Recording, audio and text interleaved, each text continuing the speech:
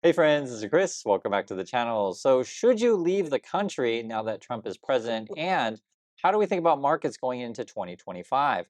Well, I want to have a chat with you about this and also to read some of your comments. And let's just jump right in. So, first, this is from Old Bloke. And Old Bloke writes, so people would really move to another country because a particular politician got voted in. I can understand if they did it for many other reasons, but that seems pretty dopey, IMO, in my humble opinion, is what it means. It's hardly like the US. It's the economy and some other rubbish going on over the last few years has been particularly stellar, IMO. So, Oblok, to address your question, we're talking about leaving the country. It's not just one thing. Like Trump is sort of the tipping point for many people. For me, particularly, it was. And also, too, it represents that a large group of people voted for Trump, essentially more than for the other candidate. Now, this doesn't necessarily mean that everything would be better if we voted for the other candidate. I think Trump represents a lot of problems happening in the USA.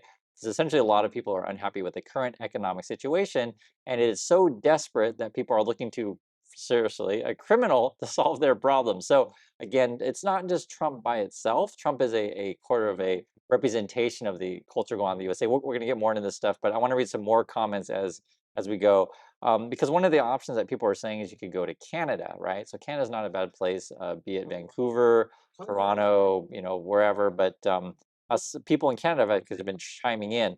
So one person wrote, Canada is going to build a big, beautiful wall to keep out all of the American refugees. So that might be a thing, depending on if more and more Americans decide to say, you know what, I'm tired of the American system. I actually want to have socialized medicine, affordable healthcare, and make their way up there. But I will tell you this, though, I'm pretty sure that Canada and many of the big cities, the housing is still very, very expensive. So we'll see if Canada's going to build a wall anytime soon. Someone wrote another comment. This is definitely Canadian, and they wrote, as a Canadian, we were promised jobs and support against giving lower prices. Okay. Under the market prices for energy, refined metal like energy intensive aluminum used in American industries would, not even talking about corporations like Nestle draining our water reserves for pennies. US corporations lied.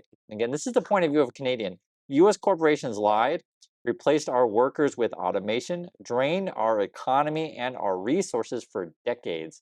And now Trump wants to put tariffs on top of that, saying it's unfair for them. And it's very interesting to hear the Canadian perspective on this, basically saying they're treating us poorly. Now they're giving us an unfair trade deal. And now we got to deal with Trump. This is more what the Canadian has to say. They say here, this is pure insanity and greed. Really wish there could be something that we could do about it, and there isn't much.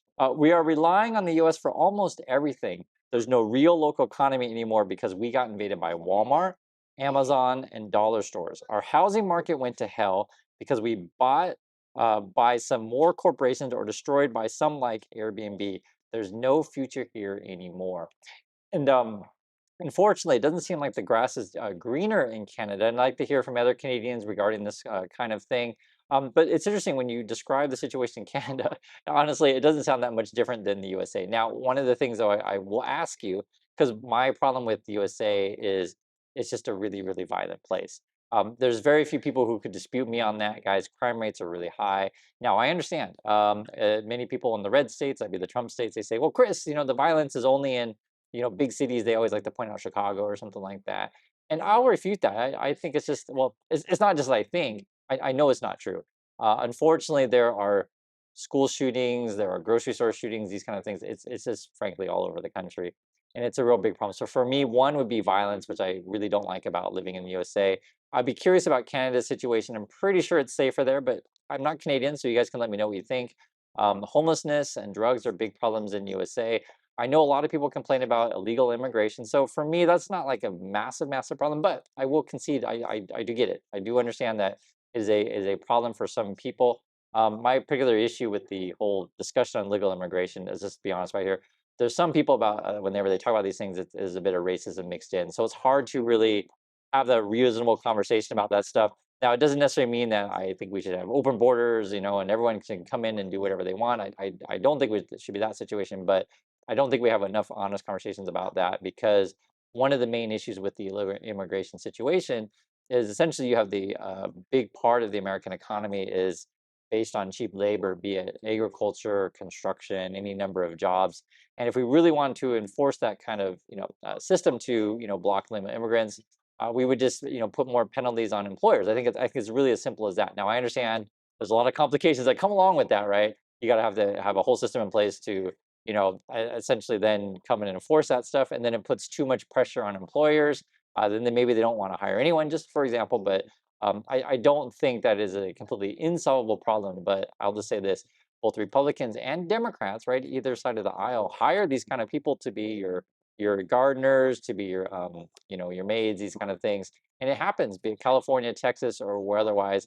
It is a massive, massive issue. And then the other problem I have with the illegal immigration talk is the stuff that Trump must say all the time, to where these people are violent, they're going to hurt you, these kind of things. And actually, it's not true. Native born Americans tend to be more dangerous, have more crime than illegal immigrants. They just, in their point of view, they come to the country illegally. The last thing they want to do is get attention of the authorities. It doesn't mean that every single legal immigrant is completely safe. Of course, there's always going to be a bad apples in any group of people, but we just don't have honest conversations about these things. So I'm fine talking about any of these issues. And I was just, listening to the stuff the person from Canada was saying, of like, we have the Dollar Tree problem or dollar store problem, Walmart, Amazon. Same thing in USA. Same thing here in Korea. You just have too many, big corporations wiping out the small business. But I'll say here in Korea, it's definitely more noticeable.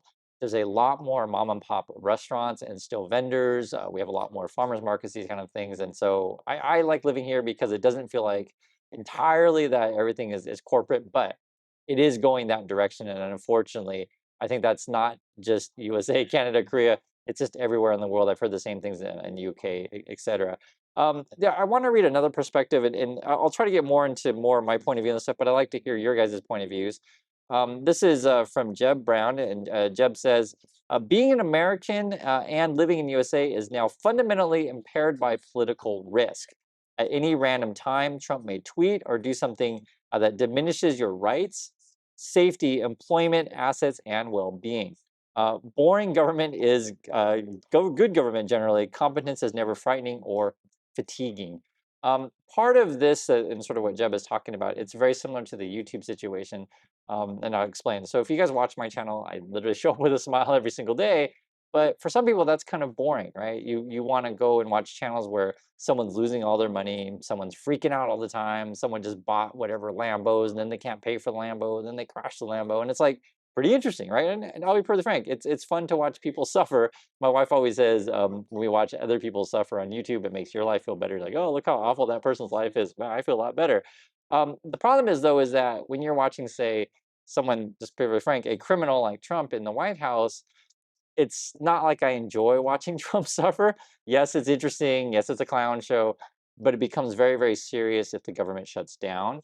It becomes very, very serious if the government stops offering you services that you need. So let's say, for example, your VA, situation. You go to the VA hospital and like they're like, "Hey, sorry, we can't help you," or "Sorry, the policy changed," or "Sorry, we're closed. You got to go to a different facility," or say you depend on support for your school, right? So, for example, the government can give food to essentially kids that don't have enough money for food, and I don't want to make any jokes about that because there's some families out there that are in a tough situation, and I think just basic things like food is a good thing, right? Especially for children who you want to have a fair shake at life.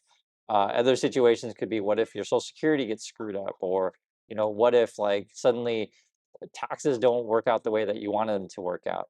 Part of the problem I have with this whole discussion, I mean, this stuff going on with the Trump stuff, is frankly, guys, he doesn't care about you. And it's odd that anyone would say that he does. I know that people voted for him. I get that, right? And essentially, this last election, what it was is like, okay, if Trump tells you a bunch of lies and blames a certain group of people for all your problems, and what happens if that doesn't solve your problem? What happens if he tries to kick out all this group of people, says, hey, it's the dark people's fault, and it doesn't actually solve your problem because your fundamental problem isn't necessarily based on that. I'll tell you what it is. It's just that the world economy is slowing. We're in a different situation than we were in the past, and you may not necessarily have the job skills to compete in today's market. Now, I know that doesn't sound very nice. I get that. It does not sound very nice at all. but it's not a nice world out there. And one thing that I try to tell you guys all the time is the truth, even if you like it or not.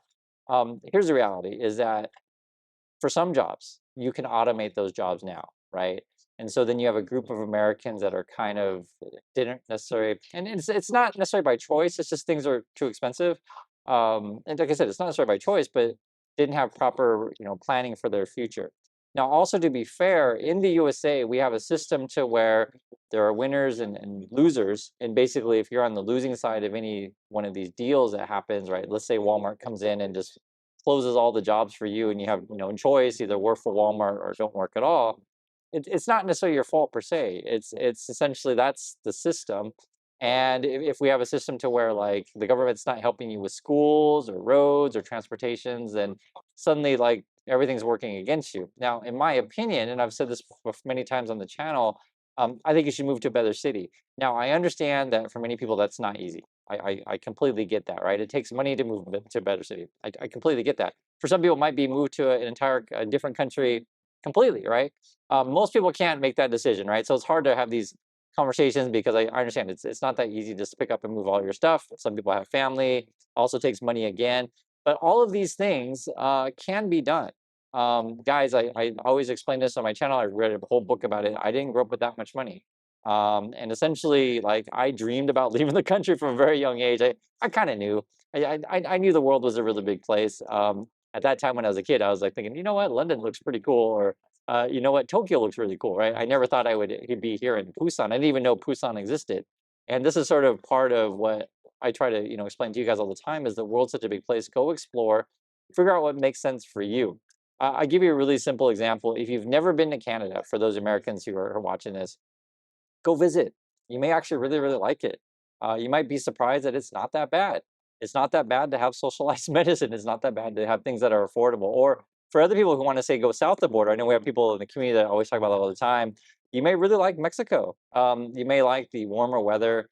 You may like the food and the climate a lot better. You may like, learning a new language, etc. And there are other places to go. I'm just giving you a couple examples that are nearby. And the thing is though, and it's fun to talk about the Canadian situation just to share. Don't necessarily think that all of your problems are going to disappear because what you're experiencing in the USA, there are similar things happening around the world, meaning that if the US economy and people are struggling with jobs is happening there, don't expect other countries to be suddenly booming with jobs. It's not the case. I can tell you here in Korea, it's not like we're booming with jobs, just that we have a different system to where, let's say, you don't make a ton of money, but at least you know that your healthcare is going to be much more affordable, right? That is a big thing. Or at least you know your schools aren't going to be violent, right? At least you know someone's not going to rob you on the street. In the USA, unfortunately, as I think we're going into the Trump era, I think there's going to be a lot more, I'll just put it really frank, poverty. And in that situation, crime will go up. If you have a situation to where, children aren't supported, parents aren't supported, and then you have like a president who's constantly screaming all the time, it kind of creates a negative emotion in the country. And I just think things are going to get more violent. I wish it weren't the case, but I see it going that way. And I understand. If you're in the Trump camp and say, "Oh, well, it's just all the Democrats' fault," but I don't see it necessarily that. I think you have an overrider problem as a whole. The Americans are being more violent. Americans do more drugs. Americans tend not to take care of each other, and comes from the perspective of the government, right? From the government point of view. In terms of like, if there's any kind of tragedy or something like that, I do think Americans, like the average citizen, let's say something like with the 9/11, will pitch in and try to help each other out. But for whatever reason, or you can even talk about the recent hurricane, I think Americans will help out their neighbors. But for whatever reason, if we say, hey, let's set up a safety net, a support system with the government to do that, something people are like, oh my God, I don't want the government to help. I'm so afraid of the government. It's a weird thing for me when we have these conversations because I want to be proactive and not reactive. Regarding the markets as a whole and talking about money, oftentimes people ask me, hey, Chris, is now the time to short the market? Should I, play this option, play that option? There's a couple things. So one is you could, if you really, really feel bearish and you want to take a risk on that, you could totally do that. Generally speaking, though, going long on the market, being on the long side is your safer bet. You're investing, you're taking ownership in a company. And, historically speaking, stocks do go up, historically speaking. The situation we have right now is I tend to be more bearish because I see that the market is overvalued. I see Trump is coming into office. And if you want to take risks, sure, you could go short. But someone actually pointed out in the comments today, which I think was an interesting way to look at it. Like, okay, let's say you go short and maybe you're going to get 10, maybe 20% return, that's something like that.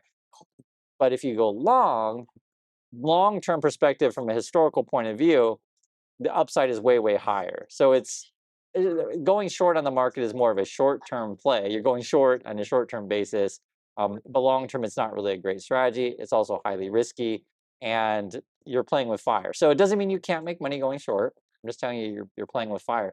Take a look at, for example, for people who went short on, say, Bitcoin or Tesla, guys, and from a valuation point of view, it makes perfect sense. Like even now, it makes perfect sense, but you're dealing with like cult like kind of stuff. So if you do these kind of things, like someone asked me about it, my advice is just that make it a small percentage of your account, very, very small. Put it that basically your trading account, and you're going to separate that from your retirement. Now, someone was mentioning that each week they like to play the options. I'll just be really frank with you. I don't really mess with options that much. Occasionally I'll go short, occasionally I won't, right? Occasionally I'll make trades, these kind of things, but I don't do it all the time, and it's a small proportion of my account. For most people, you're better off just putting your money in the market in an index fund, that kind of thing. You're gonna capture the whole market as best as you can. If you want to buy individual companies, I have no problem with that. As long as you understand the fundamentals of the company, look at the numbers of these things, do you understand the news of said company, and know if you're in a trade or a long-term investment. The current market that we're in right now, right? So the most popular stocks right now in the market were like your SoFis, your Palantirs, your Teslas, have had fantastic runs, absolutely fantastic. But it's not based on fundamentals. It's just a lot of hype with these kind of things. You can make money, but know that you're in a trade, not necessarily going to be buying and holding for the next 30 years. When everyone's, talking about robots and AI and that kind of stuff, I can just tell you right now it's all hype and it's not going to go anywhere. My personal opinion is that we're going to have a real sort of reckoning come January when Trump takes office. I can't guarantee that. I don't know. But that's just sort of my point of view. We'll see, because anything can change. All bets are off when he gets in office. And as someone was saying with Jeb, was like, the problem with Trump is just so volatile. You have like tweet here, tweet there. He tweets one thing, and like it was just like today where the auto stocks go down by 10% each, which is pretty crazy. And from a trading perspective, you actually can do quite well on that kind of stuff if you're willing to pay attention to Trump and predict everything that he says. So I hope you guys understand my perspective on this stuff. I really want you to do well. And again, long term, you're better off investing in just the index. Now, if you're extremely bearish and you don't necessarily want to go short, that's when you start getting into like more fixed assets, fixed returns. So like right now, bonds, I think they're like 4.5, something like that. That's not bad. It's not a terrible return. You got CDs also. You can do a mixed portfolio. So essentially what you're going to do, you're going to look for a balance index, and that'll do your 60-40 thing. 60% stocks, 40% bonds that already have that allocated for you. And that's a little bit different than index fund. But going forward, there has been talk, and say in the last video, that we could be facing a lost decade.